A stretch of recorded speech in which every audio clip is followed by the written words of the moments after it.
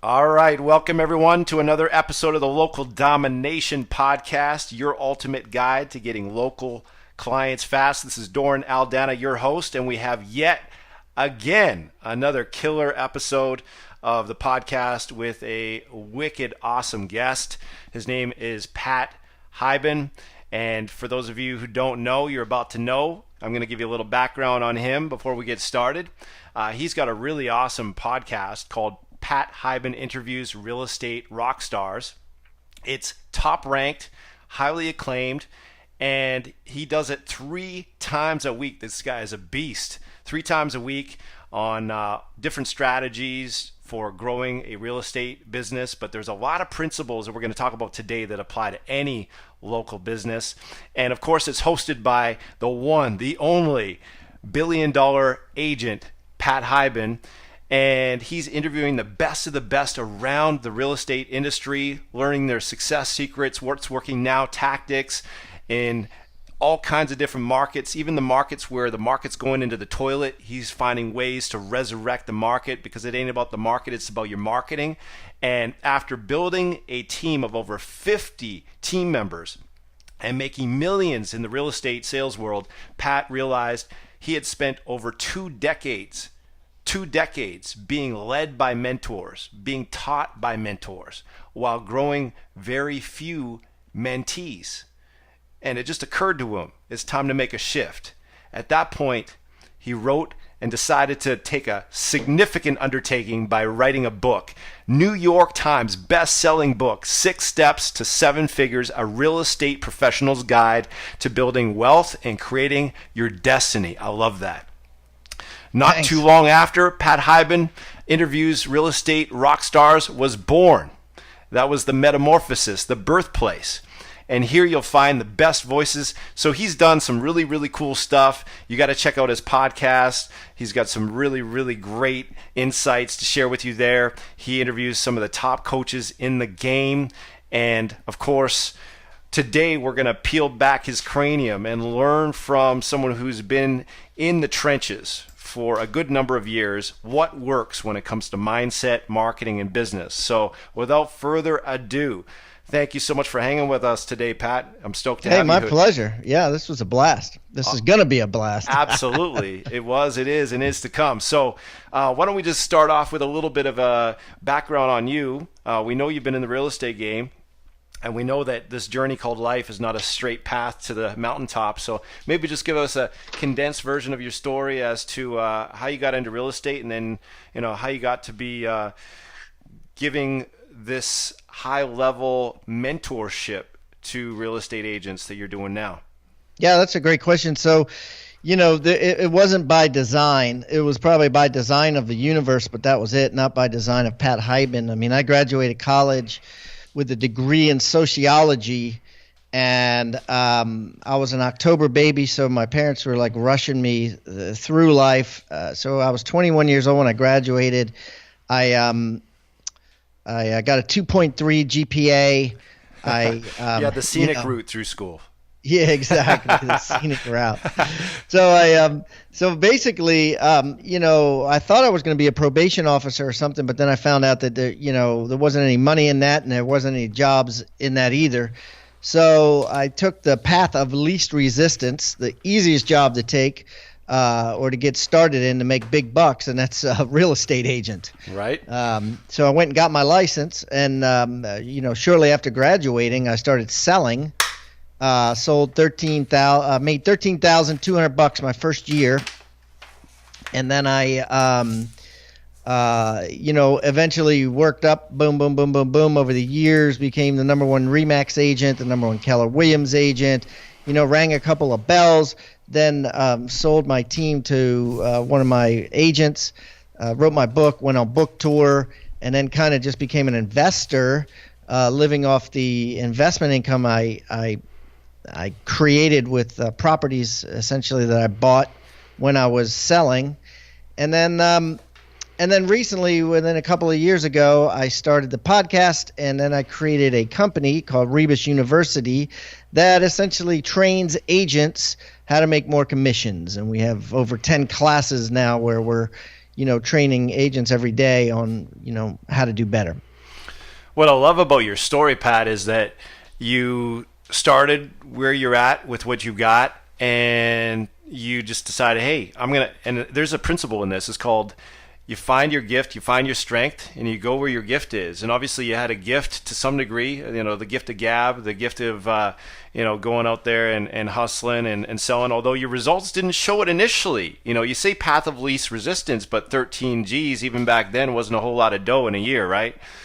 So you overcame some adversity, some challenge, and you didn't quit. You see a lot of people get into this business, and they're like popcorn. They're in the pan 1 minute, they're out the next. They just pop out because they can't handle adversity. They can't handle resistance. They can't handle friction. They can't handle a little delayed gratification.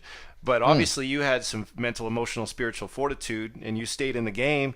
Next thing you know, you're breaking records, you're cashing checks, you're making things happen, you're making history. You're at the top of 2 different companies amongst thousands of other agents, and all of a sudden, all that ground that you were pressing up against with those roots sticking down into the soil, you started to break through the resistance, the rocks under the ground, and you started to get some proper nutrition from your environment. Namely, you started to learn the game of selling, the game of business, and you started to assimilate that nutrition. And then all of a sudden, next thing you know, you're bearing fruit. And that's what we're talking about today: is how can people in the game of business, on the front lines of capitalism, start to take root and bear fruit where they are planted now. And so I love the fact also that after you, quote unquote, arrived, I don't think we ever arrived, but after you started to really see some significant success, you started to ask yourself, now how can I leverage my experience? How can I leverage my talents, my gifts? How can I leverage my platform? And you turn around and you start to give back. You start to serve others who are, you're a black belt, they're a white belt, they're a green belt, they're a red belt. You start to turn around and start helping people ascend in their levels of results. And then you don't stop there. You say, okay, now I've got this money. How can I leverage it? Well, real estate. You don't know necessarily lots of other financial vehicles, but you understand the real estate game. So you leverage that again by investing in real estate. So I love the fact that everything you're doing is very synergistic with what you've got in your hand right now, what you have access to in terms of skill, talent, and opportunity. And I wanted to highlight that because a lot of people are thinking, I need an injection of something I don't have. No, you just need to use what you have in your hand right now and start to make the most of that, and you'll see that that's the stepping point for your breakthrough. So tell us about what it takes in the context of just overarching business principles, because I know there are a lot of people on this podcast that aren't necessarily real estate agents. And you don't want to tune out, you want to tune in. So overarching universal business principles, Pat. Let's talk about kind of the vital few that really push the needle on profit and performance. Let's start off with the mindset piece, because I believe that's the most important piece, the mindset piece. Thinking like a champion, thinking like a champ, not a chump. What would you say is one tip, one idea, one mantra, one distinction you can give that can really help our audience start to think like a champion? Yeah, that's a great question. And it all boils down to your last statement, which is they can help our audience think like a champion. I think that when we're born, it's very unlikely that when we're born and when we're growing up, we think like a champion. And I think that if you do, you might already be running the risk of being an egomaniac, at a young age. So my point is that it has to be built. I never really woke up every morning feeling like a champion. I mean, I did shitty in school. I was uncoordinated. I wasn't, I was cut from the JV lacrosse team. I didn't ever really feel like a champion on a regular basis. But as I grew up, I started to create the belief structure on my own to think like a champion and to be a champion. And the way I did this, and by the way, I have this outlined. It's actually step 1 of my book 6 Steps to 7 Figures. Step 1 outlines how I began to set goals and how I began to take big goals like I am a millionaire, right? And put them down into little goals like I save $10 a day or I save $100 a day or whatever it is to become a millionaire, because we all know that if you just sit there in the living room floor cross-legged and say a mantra, I'm a millionaire, I'm a millionaire, I'm a millionaire, it's not going to happen. You have to say I'm a millionaire, and then you have to say I save $10 a day in order to become a millionaire.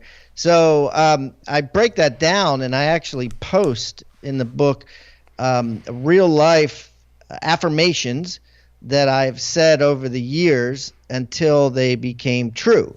And to this day, 30 years later, I have affirmations on my cell phone that I listen to every day. I'm staring at my goals. I have about 45, 50 goals right in front of my face right now that I look at every day. So not only do I listen to my goals every day, I look at my goals every day, and I know what my goals are.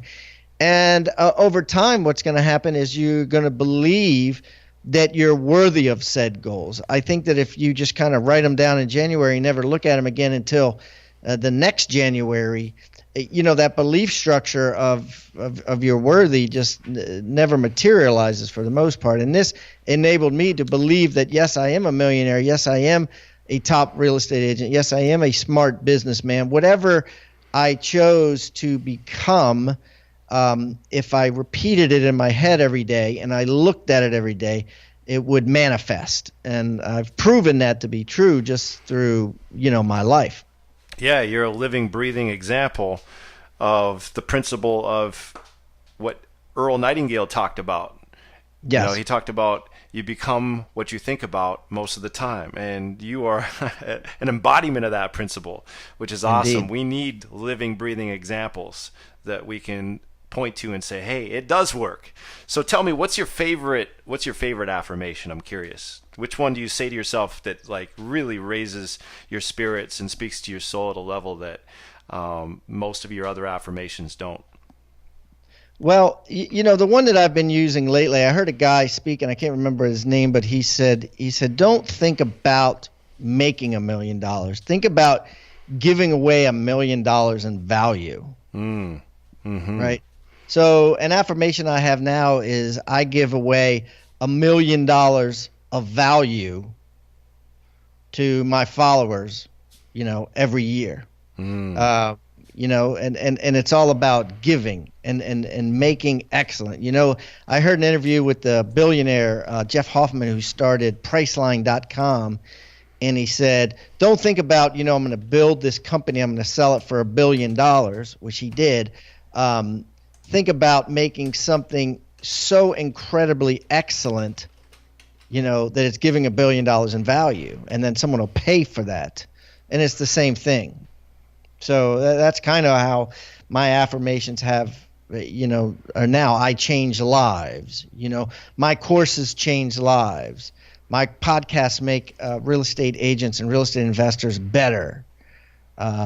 Things like that. So I'm giving it out there. And those are my affirmations now. And then in addition to that, I have, I sell, 5 people sign up for my courses every day. That's an affirmation. That's like my goal, right? So, So the affirmation would be a goal that you speak in present tense as if you already have it. It's like focusing on your victory as if it's already an established fact. You're not hoping, you're not wishing, you're praying, you're knowing, because you're speaking it to yourself. You're essentially faking it till you make it. You got to see it in your mind's eye before you see it in reality. Is that Indeed. the idea? Yeah, I love the shift from getting to giving that you're bringing to the forefront here. It's like the quote from Albert Einstein. He said, "Try not to become a man of success, rather become a man of value." And that's very much same thing. Yeah, very much synergistic with what you're talking about. I love it. It's like Jim Rohn. He said, "You can have more because you can become more." And you can't chase success. It's like a fleeting butterfly. You attract it by the person you become, by becoming a more attractive person. And it's about adding more value.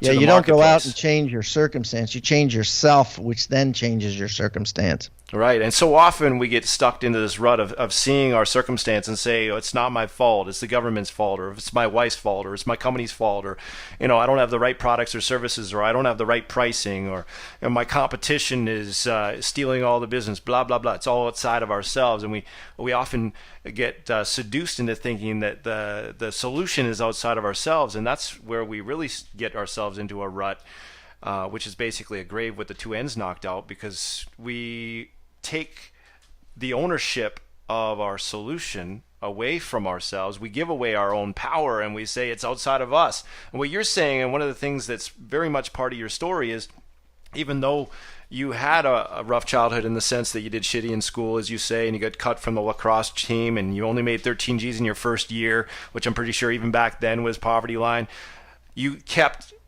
affirming you can do it. You kept working on affirming that you have what it takes, that you are a champion, that you are a winner, and to keep on keeping on, that winners never quit and quitters never win. Is that the case? Yeah, and to believe that it was still out there. That's what affirmations do, is they give you the belief that it's still out there, that the possibility is still there. I think a lot of people, believe their own hype and saying, well, it wasn't meant for me. Like me quitting lacrosse. Now, I wasn't coordinated, so I was like, okay, well, I don't need lacrosse anyways, and I got a job. So, right. Which could have been the best thing ever happened to me, because I learned about money. Mm-hmm. But, it's the same thing. It's like, well, I'm going to make this work. I am a good salesman. I am a good salesperson. This is something I can learn. This is skills I can develop. Yeah, I mean, the chances are, if you're a jockey, you're not going to be in the NBA. It's like there are certain things that you just got to face reality and say, you know what? Chances are this isn't really my strength, my talent, my gifting. So why try and ram a square peg through a round hole, or whatever the saying is? Yeah, and really lock in on our gifts, because all of us are gifted. All of us have unique gifts and talents. One of my favorite lines, I call it the phrase that pays, is that you got to do what you do best and get the best to do all the rest. Dance in your strengths. Indeed. And it sounds that's part of your journey as well, is learning to dance in your strengths, and each year stepping more and more into your own unique gifting, your superpower, and let other people deal with your kryptonite. And that's what gives life, gives joy, gives fulfillment. So tell us about, so we've talked about mindset. Let's talk about marketing now. It's the number one skill in business. You could be the best cake baker in the world, but if you don't know how to market your cakes, you're going to have skinny kids. You know what I mean? So we got to learn how to market. We got to learn how to get ourselves out there. If you're in the real estate game, you don't know how to market, you're going to be a secret agent, and that doesn't pay very well. So what would you say is the vital few as it relates to marketing? Like one or two or maybe three really high-powered, high-impact, maybe even low-cost but high-impact strategies that push the needle on profit and performance at the highest level, from your experience, that can translate to any business. The principle can translate to any business in any market. Yeah. Well, first thing is they need to know, people need to understand that in the beginning you are the marketing, right? You don't want to start out paying for marketing, start out paying for Facebook ads. You want to start out being the guy that won't shut up. So whether you're in an insurance business, a mortgage business, or the contracting business, you want to be that guy that's out there pushing your business cards, that's out there talking to people about building their decks or buying your insurance or whatever. Everybody you meet needs to know what business you're in, and that first and foremost is the cheapest form. It's free of marketing, right? I had a friend that bought a business that he didn't want to market, right? He didn't want to get off his ass and go get business. He just wanted the business that came with the business to pay the bills. And what happened is the business slowed down, and he was just hoping to kick back and not show up at the office till 1 o'clock every day. And it ended up failing, and he ended up going bankrupt. And so first and foremost, your business rise and falls with your mouth and your actions. And then once you have the revenue, and once you have enough revenue, and you're also out of time, because there's only so much time in the day, then you start adding to that marketing with paid advertising, and there's a ton of paid advertising. But by far the best sort of paid advertising now is Facebook. You can you can take there's so many angles, and there's 100 different classes that just focus on this, so I don't need to focus on this, but there's so many angles where you can hyper focus on people that do need insurance, or people that do need a deck built on Facebook, that you can't get in any other form of advertising. And that's where all the really, really, really smart companies are going towards now. Right. I mean, it's an amazing time and era we live in. The fact that you can literally sit down, craft a message, target a specific niche, and pull the trigger on it, get the ad approved within a matter of a few minutes, and have that thing hitting hundreds, sometimes thousands, sometimes tens of thousands of people that are specifically either looking or open or interested, or might have the proclivity to need or want what you've got. I mean, it's just unbelievable the reach we have, and it's so expedient. But if we don't master the basics, then we're kind of shooting ourselves in the foot to move on to the exotics before we've mastered the basics. I call it stepping over dollars to pick up dimes.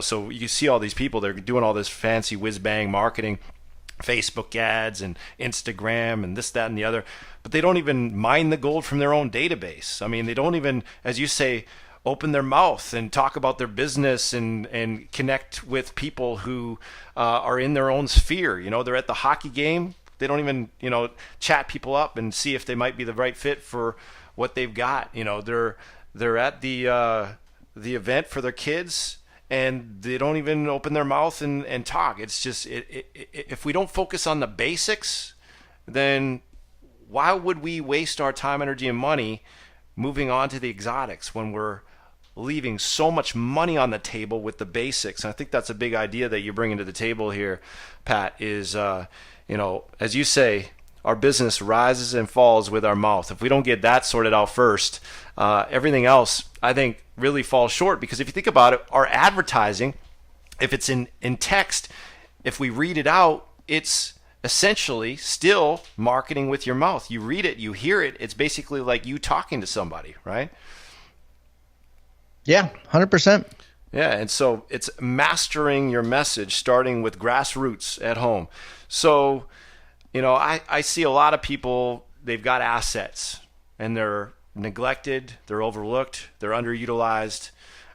They might have traffic if they have a bricks and mortar location. They're not fully leveraging because they got a lame ass sandwich board that just looks like a business card and says comes in. There's no hook, there's no catch.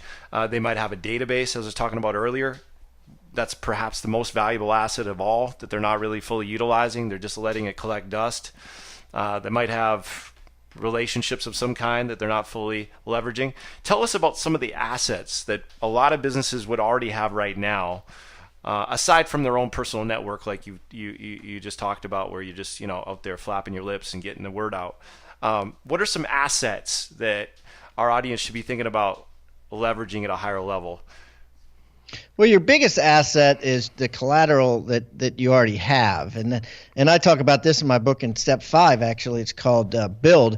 And I talk about how a mentor of mine once told me to build with a success up, not from the ground up. So, for instance, in the real estate game, as a real estate agent, if you've only sold one house, and that house is in a neighborhood called Woodland Village, you don't start marketing a different neighborhood that you've never sold a house in. You build from the success up, not from the ground up.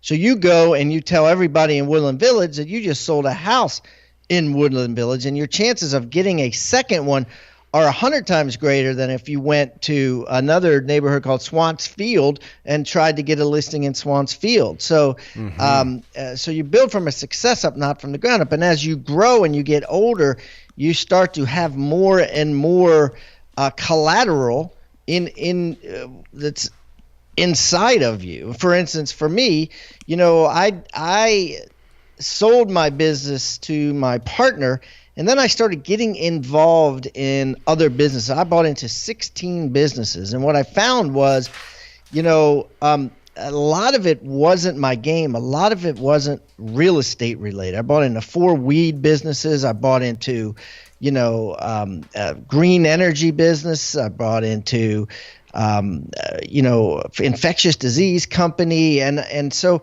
I didn't know about any of this, and I wasn't able to offer any collateral to it. And my real estate investments have done so much better because that's where my collateral lied. Since I wrote my book, 6 Steps to 7 Figures, I had a lot of collateral in the real estate training arena, and that's where I decided to build Rebus University and Real Estate Rockstars, my podcast, from. In that, because I already had the collateral, so I was building on a success up, not from the ground up. I like that line. Success up, not from the ground up. And it kind of ties back to the phrase I used earlier today. Seems to be the theme for the day. Start where you are with what you've got. Don't try and get too exotic. Start with where you are with what you've got. And I see this time and time again. I have another business in the mortgage marketing space, and the reason I'm in that space is because I had a client who did really well who's in the mortgage business, and that got me thinking, maybe I should be serving other people who have the same problem. And that was like 12 years ago. We've been growing and going and ever since, and I'm still seeing how so many people don't leverage what they have right in their own backyard. Like, for example, they'll close a transaction and they won't even ask for the referral. Or they'll close a transaction. They won't even reach out to the real estate agents linked to the transaction where they have a shared client or a shared transaction, and just invite them to coffee. There's so many opportunities they just neglect, overlook, and if they were to just do those things consistently, it's like night and day. Absolutely transformative difference in the trajectory. Maybe not in a day, certainly not in a week, but in a year. It's light years of a difference in terms of revenue and profit. So when it comes to mistakes that you see a lot of real estate agents make or business owners make in general, what would you say are some of the biggest mistakes that the local business owner wants to be sure to avoid, that when they do, it changes everything? Taking advice from people that haven't done it themselves, I would say, because everybody wants to give you advice, and you don't ask somebody who's 100 pounds overweight for advice on, losing weight. You don't ask somebody who's got a 530 credit score, advice on financial advice. You just don't. You have to ask people who have proven track records for advice in that arena. And I've always learned that a mentor is not some old guy that sits on top of a hill with a long white beard under a tree giving you advice on 12 different things, from being a good dad to being a good husband to being a good financial person to being a good business person to being a good marketer. Those are about 7 different mentors. I've had over 50 mentors in my life, all teaching me different aspects of things. So if I want advice on, how to be a better father, I'm going to go to the couple of people I know that are incredible dads. I'm not going to go to the same guy that I would go to about, investing in real estate. If I'm going to get advice on investing in real estate, I'm going to go to a guy that owns 50, 100, 300 properties. I'm not going to go to the guy that just bought one, 20 years ago. Right. So it's amazing how we start to blur the lines, though, when we don't really consciously think about who we're seeking for advice, because oftentimes we'll seek people's advice just because they're in our sphere. We'll go to our buddy and get feedback because we want approval, and so often those lines get blurred, and we want approval from someone, or we want to be friends with them, so we'll ask them about a certain thing. We see this a lot in MLM, right? You get into MLM, you start selling soaps, potions, and lotions to someone who doesn't need it, can't afford it, and you start drawing circles. And all of a sudden, you start to, by default, just by getting the message out there and opening your mouth, you start getting advice from people who don't know jack about making money. They don't know jack about business. They don't know jack about how to be successful in business in general or in MLM in particular. And I think that tends to happen in a lot of different arenas. And it sounds to me like one of the things that's made you so successful, Pat, is that you're a ferocious learner. You know, you don't just hope that you're going to find some good, useful information. You seek it out. It's like Jim Rohn, he says, rarely will a good idea just interrupt you, right? So you seek it out. You don't let it just happen by default. You intentionally pursue it. You drive for it by design. Is that a fair assessment? Yes, indeed.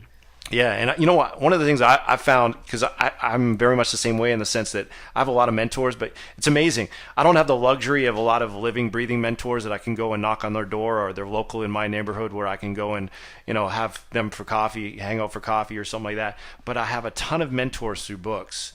I love audiobooks. You know, I listen to them at double speed while I'm working out or while I'm stretching.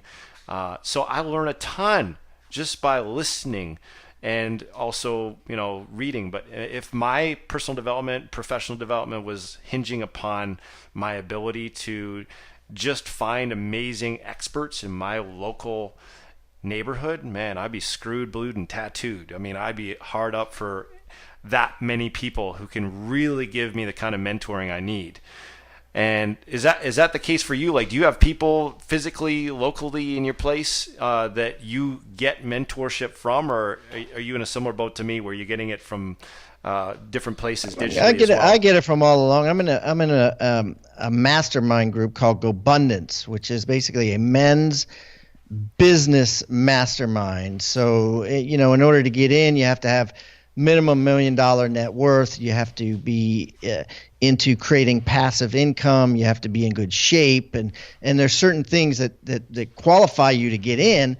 And once you're in, everybody shares best practices on how they stay in shape at 68 years old and look like they're 38. How they have so many different companies that actually produce income for them without them having to work. How they, very specific things we focus on. And at any given time, we'll have an event and I'll have 100 guys there, 100 millionaires there. And, we can just hang out and drink beer or coffee during the day and beer at night and just learn from each other. Mm. Yes, I love that. Don't be if you're the smartest dude in the room, there's a problem, right? Indeed. And what a lot of people do to make themselves feel comfortable is hang around with people that aren't as sharp as them, because then it makes them feel special.